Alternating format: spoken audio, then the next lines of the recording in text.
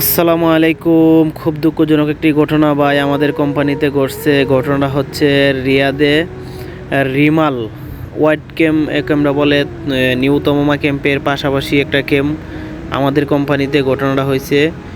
ভোর সকাল 5টা বাজে যখন সব লোক ডিউটিতে চলে যায়, আনুমানিক এদেশের টাইম 8টা 9টা 10টার ভিতরে আগুনটা লাগে।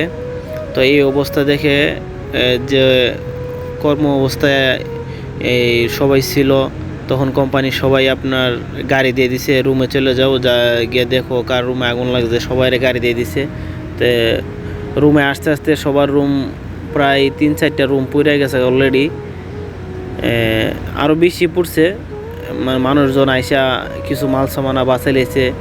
সবচেয়ে দুঃখজনক কাহিনী হইলো যে মানুষের আকামা পার্সোনাল কাগজপত্র ছিল, এগুলা নিয়ে খুব একটি সমস্যা। তো আল্লাহ যা করে ভালোর জন্যই করে, মানুষজনের কোনো ক্ষতি হয় নাই। আল্লাহর রহমতে সবাই ভালো আছে।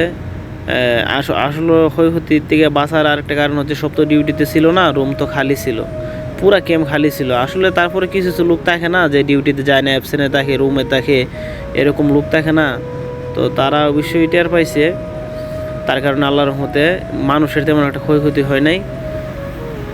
আমাদের ক্যাম্পের পাশে আমরা আছি নিউ তমমাতে। আর এই ঘটনাটা ঘটে আপনার হোয়াইট ক্যাম্প নিউ তমমা থেকে হোয়াইট ক্যাম্প হচ্ছে 10 মিনিটের রাস্তা দূরে। তো এই ঘটনাটা ঘটছে, তারপরে ফায়ার সার্ভিস আসতে আসতে অনেক দেরি হয়ে গেছে।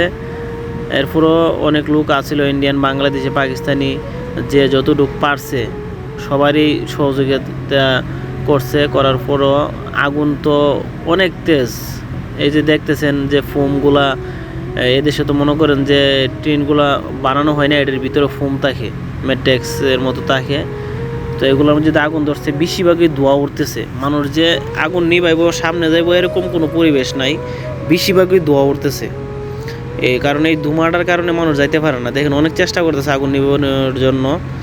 আসলে খুব দুঃখজনক একটা কাহিনী। আল্লাহ প্রবাসীদেরকে এই আপদ বিপদের থেকে আল্লাহ বাঁচাইলা হোক।